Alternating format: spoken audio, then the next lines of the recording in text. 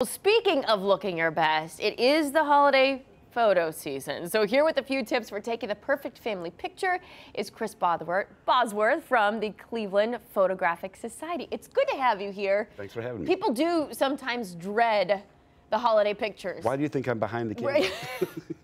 You know, and especially when you get a big group of people together, Yes. there's at least one person that's going to say they hate it.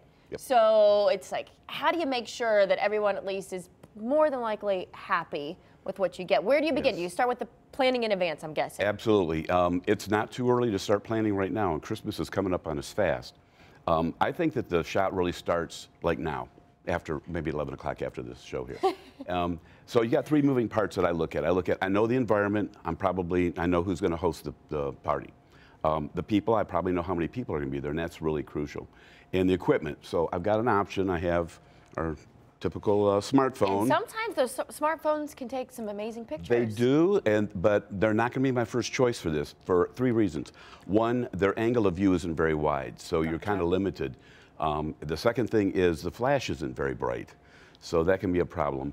And the biggest thing is we want to print this picture, and we don't have enough information. They're getting better, but they just don't make really good prints. They're not large enough. So I have my trusty DSLR here. So it's bigger, it has a bigger sensor, it will capture more data. It's got this kit lens came with it. This is about half the cost of my smartphone. It's got a wide angle lens on it, and it's got a little pop-up flash. So this flash is good. It's not the best, but it'll do the job. If you happen to have an external flash, this is even better. It's more power, it's gonna cycle faster because we wanna shoot fast. And it's flexible, so. Especially with the little ones, you got to shoot fast, as many and as quickly as you possibly can. Yeah, we're going to get to that. We're going to try to fix that. So this thing, I'm going to point it at the ceiling, because if I do that, I'm lighting up the ceiling. It's a larger area, and it's going to soften the light. And that's interesting point. No shadows. It just looks a lot better if you can do that. Okay, well that's good. No, you have some examples, right, that you brought with you. Let me go to the shooting day. This is important. Okay. So this picture right here is probably the most important. I do this when I get to the house. And it tells me a lot of really important information. Number one, the exposure is good. I'm not going to change my camera settings after I do this shot. Number two, I don't see any reflections or glares. We can back up to that other one if we could, just showing the empty room. And number two, I'm seeing how wide a shot I can get, where the people are going to be. I'm looking for glares. I don't see any of that. I have furniture. I'm going to move that coffee table out of the way, and I'm probably going to bring that ottoman over and use it for posing. Interesting. So here's a possible tripping point when you get there. After I've done this shot, I'm going to let everybody know we're going to take a picture, and we're going to do it quickly. We're going to do it early in the day. I don't want to do it after the meal because I don't want people in food coma. I don't want any people that may have indulged in a few adult drinks. Yes, because then that never looks good in the shot. And you're going to have to interrupt the people on the PlayStation and whatever. And you don't want to interrupt the cook. You know, we don't want to burn anything when this is happening. I look at like a 5 to 10 minute window. I say, look, we're gonna get this done in 5 to 10 minutes. Hey, you give them that short time of window for them. They know I'm not going to be sitting here that long. Fine. Yep. I can deal with it for 5 to 10 minutes. Right. So this next picture is the one that's the killer. So I've got all these people standing here. If we look, that one. So you're faced with this dilemma.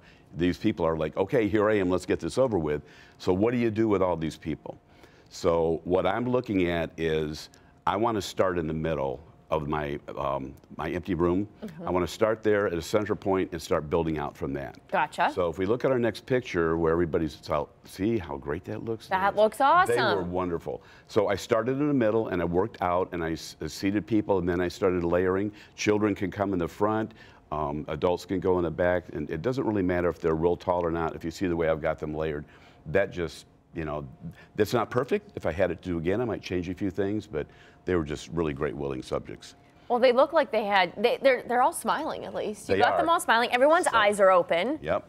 So, and you had some fun with it too. Yeah, so this is one. Now, these people bleed scarlet and gray. This was taken just 5 days ago. And that was before the big game. Before the game, the one those people up north got beat. Yes, yes. Yeah, so what I like to do after you've taken a few shots is tell people, okay, go crazy. When people go crazy, they can make funny faces, whatever. I never expected the Ohio thing, but that's what they do. Those are normally the best. That's right? it. And they probably like that picture more than the other ones. I would agree with you on that one too. But hey, if someone wants to really learn how to do this, they can take a class with volunteers. Right. I belong to Cleveland Photographic Society. We're unique in that we're a school, and the club. So the school, we've got 3 schools that have digital editing content, so you can learn how to do Photoshop, Lightroom. Most importantly, we have the fundamentals of good photography. That class, we start you at the beginning. We have people that haven't even unboxed the camera yet. And we'll take them. Takes a class like that. Yeah. Thank you so much for coming. They're filling up right now. They're enrolling, and that class will fill. Get on clevelandphoto.org. Go there, sign up, learn all about it, and you'll have the best pictures come next year. Thank you so much for coming. Thank you. Pleasure to have you here. David? Thanks.